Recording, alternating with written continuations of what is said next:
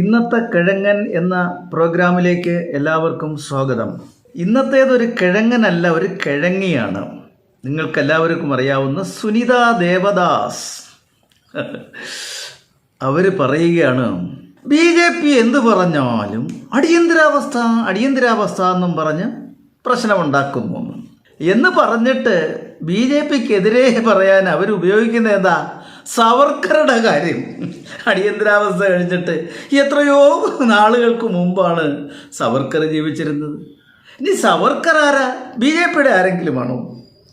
BJPക്ക് മുമ്പ് ഈ പ്രസ്ഥാനത്തിൻ്റെ പേര് ജനസംഘം എന്നായിരുന്നു. അതിൻ്റെ ആരുമായിരുന്നില്ല. ഇനി ജനസംഘത്തിൻ്റെ ഏതെങ്കിലും അതിൻ്റെ ഭരണഘടനയിൽ എവിടെങ്കിലും മനുസ്മൃതി കൊണ്ടുവരും എന്ന് പറഞ്ഞിട്ടുണ്ടോ? ഇപ്പോൾ ഇവർ പറയുന്നു BJP മീൻസ് മനുസ്മൃതി.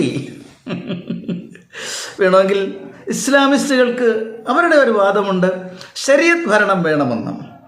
BJPയുടെയോ ഏതെങ്കിലും ഹിന്ദു നേതാക്കന്മാരോ ആരും തന്നെ ഇവിടെ മനുസ്മൃതി കൊണ്ടുവരണമെന്ന് പറഞ്ഞിട്ടില്ല. മനുസ്മൃതിയിൽ മനുഷ്യത്വത്തിന് വിരുദ്ധമായി എന്തെങ്കിലും ഉണ്ടെങ്കിൽ അതിപ്പോഴും നടപ്പിലാക്കണമെന്ന് ആരും വിട്ടു പറയുന്നതുമില്ല. എന്നിട്ട് ഇപ്പോൾ രാഹുൽ ഗാന്ധി മനുസ്മൃതിയാണ് BJPയുടെ അടിസ്ഥാന ഗ്രന്ഥം എന്നാണ് പറയുന്നത്. BJPയുടെ അടിസ്ഥാന ഗ്രന്ഥം മനുസ്മൃതിയൊന്നുമല്ല.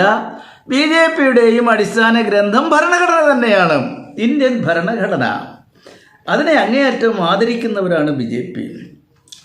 അടിയന്തരാവസ്ഥ കാലത്ത് ഭരണഘടനയുടെ പരിപൂർണമായ ലംഘനമായിരുന്നു, മനുഷ്യാവകാശത്തെ പിച്ചു ചീന്തുകയായിരുന്നു. അതിനെതിരെ പടപുരതിയവരാണ് BJP. അപ്പോൾ ഭരണഘടനയുടെ യഥാർത്ഥ രക്ഷിതാക്കൾ ആരാണ്? BJPയാണ്. എന്നിട്ട് രാഹുൽ ഗാന്ധി കിടന്ന് കാര്യമറിയാതെ എന്തൊക്കെയോ പുലമ്പുന്നു പാർലമെൻറ്റിൽ. അത് പൊക്കിപ്പിടിച്ചുകൊണ്ട് ഈ സ്ത്രീ പറയുകയാണ് BJPയുടേത് മനുസ്മൃതിയാണ്, രാഹുൽ ഗാന്ധിയുടേതാണ് ഭരണഘടന എന്ന്.